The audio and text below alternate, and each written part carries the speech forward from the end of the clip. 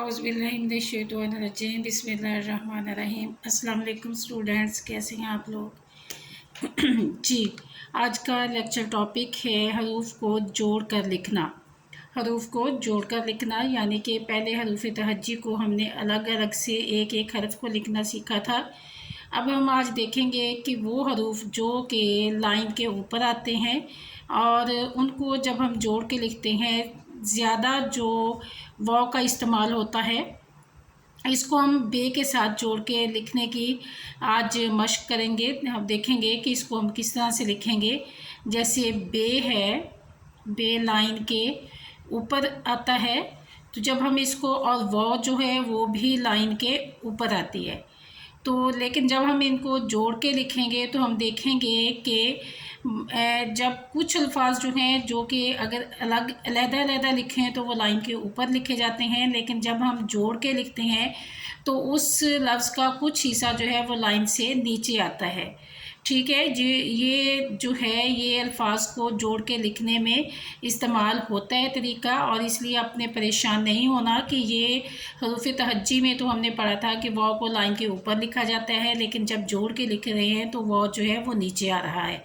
लेकिन वाव और रे के जितने अल्फाज हैं, ये जब हम किसी दूसरे लफ्ज़ के साथ जोड़ के लिखेंगे तो ये लाइन से नीचे, थोड़ा सा लाइन से नीचे आएंगे। जैसे बे के साथ वाव को मिलाएंगे तो बे वाव बू।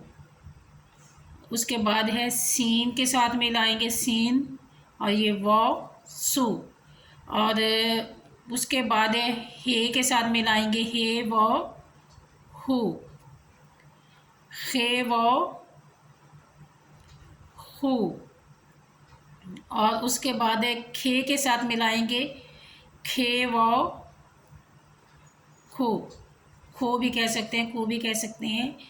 और उसके बाद है वाव को हम जब मिलाएं तो आप लोगों ने खुद देखना है कि ये वो अल्फाज हैं जो कि जब अलग से लिखे जाते हैं तो लाइन के ऊपर आते हैं, लेकिन जब हम मिला के लिखते हैं तो ये अल्फाज जो हैं ये लाइन से, वाव जो है वो थोड़ा सा लाइन से नीचे आ जाएगा। तो इसलिए इसमें परेशान होने की कोई बात नहीं है। देखें, उसके बाद अगर हम जो लिखें, अगर हम बिल्कुल लाइन के ऊपर लिखेंगे ऐसे तो वो ठीक नहीं होगा। इसलिए अगर हम लाइन से थोड़ा सा, वो जो है नीचे आएगा। और उसके बाद है देखें नून वाव नो, गाफ वाव, आधा गाफ लिखा और साथ वाव को मिला दिया गो। और दाल वाव, ये देखें ये दो अलग से हैं, ये जोड़ के नहीं लिखे, ये अलग लिखा है, ये अलग लिखा है, तो ये लाइन के ऊपर ही आएगा।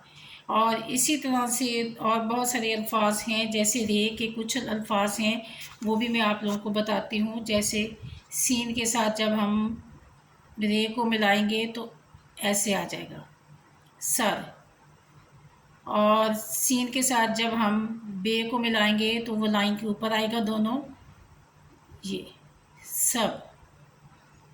ये है कब, और ये है रे बे रब। और उसके बाद है जब, जीम बे जब, ये दोनों लाइन के ऊपर आएंगे। आधा जीम जो है वो लाइन के ऊपर होता है और बे तो वैसे लाइन के ऊपर होता है, तो ये दोनों अल्फाज जो है ये लाइन से ऊपर आएंगे। और ते, ये भी लाइन के ऊपर होते हैं, और बे भी, ते बे तब। और उसके बाद है काफ के साथ अगर मीम को मिलाएंगे, काफ, ये आधा काफ हो गया, तो मीम को हम ऐसे नहीं लाएंगे, कम करेंगे, तो ठीक है, ये गलत है। इसको हम लिखेंगे काफ, और मीम को हम नीचे से बनाएंगे, तो ये ऐसे हो जाएगा कम, ये वाला ठीक है। और उसके बाद स्वाद को जब हम लिखेंगे, स्वाद के साथ जब हम कोई दो या एक लफ्ज़ को मिलाएंगे तो उसको हमने कैसे लिखना है। स्वाद और मीम का फ़र्क वाज़ेह होना चाहिए। ये होता है स्वाद और ये होता है मीम। और लेकिन उमूमन बच्चे जब लिखते हैं स्वाद और मीम में फ़र्क वाज़ेह नहीं होता। तो स्वाद का मैं ये देखें, ये सदा लिखा है, ये अगर बच्चे ऐसे लिख देंगे सदा तो ये गलत हो जाएगा, ये वाला सही है। और उसके बाद सीन के साथ जब हम मिला के लिखेंगे तो ये होगा। और इसी तरह से मीम के साथ ये देखें, मीम, ये मीम है, मीम दाल मद, ये देखें दाल थोड़ा सा लाइन से नीचे आ गया है, तो ये मीम है और ये स्वाद है, ये वाला मीम से ही होगा। और अगर हम मीम जो है सेंटर में आ जाए, जैसे अब यहाँ पे समझ में, अब हम यहाँ पे ऐसे लिख दें तो ये गलत हो जाएगा। अगर हम ऐसे सही जो है वो ऐसे लिखेंगे, सीन, ये मीम, फिर ये जीम, समझ, ये हैं। ये इसी तरह से कुछ और भी बहुत सारे दूसरे अल्फाज हैं जिनको हम जब मिला के लिखते हैं तो कुछ अल्फाज जो हैं उनकी जो शेप है वो चेंज हो जाती है।